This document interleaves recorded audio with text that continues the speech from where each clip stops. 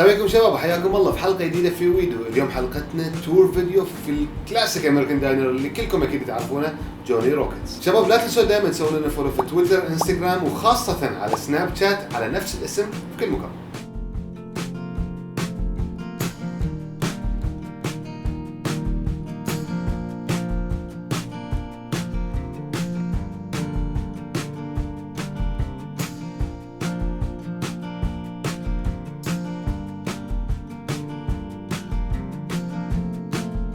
أول ما بدأ جوني روكيتس بدأ في ولاية لوس أنجلوس في 1986. من ذاك اليوم الحين عنده أكثر من 300 فرع حول العالم.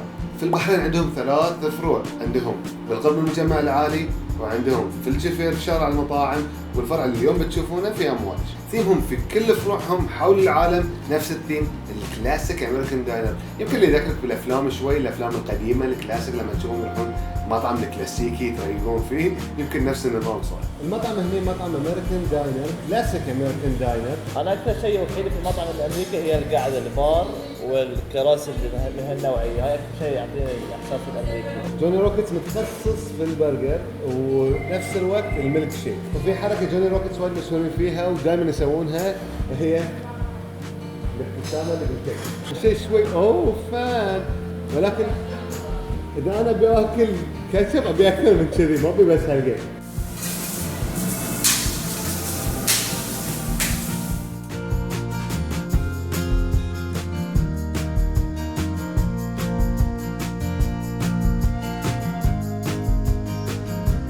ولا نقصد لي موقف شوي ظريف. تعرفون ساعات لما تبي تحط كاتشب بس يكون مشير ما ينزل؟ المهم شوفوا ايش صار. اكره شيء لما الكاتشب ما ينزل. مو بتخرب الابتسامه كذي.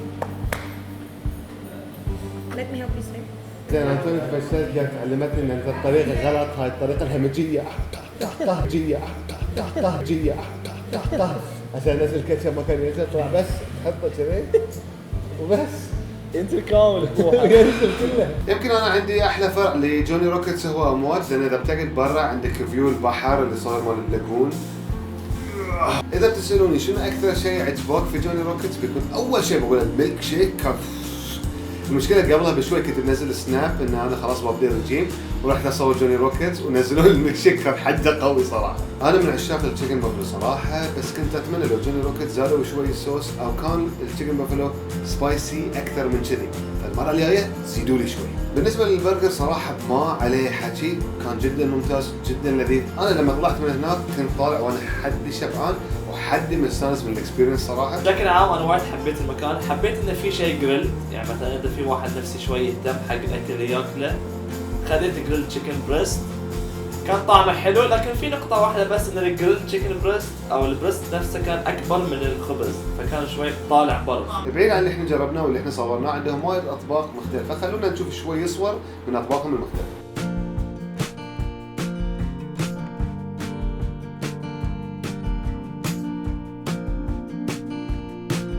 شباب لا تنسون دائما تقترحون وين تبون تشوفون، وين خاطركم تشوفون في البحرين، برا البحرين، بس خلونا في الخليج. اقترحوا علينا تحت في الكومنت شنو تفضلون ان احنا نعدل في القناه، نعدل في الفيديوهات، شنو تبون شيء زياده تشوفونه. نطروا الحلقات الجايه، عندنا وايد زيارات لاماكن وايد حلوه وايد رهيبه. وفي نهايه الفيديو شباب لا تنسون تسوون لايك شير وسبسكرايب، ونشوفكم في حلقه جديده في مكان جديد.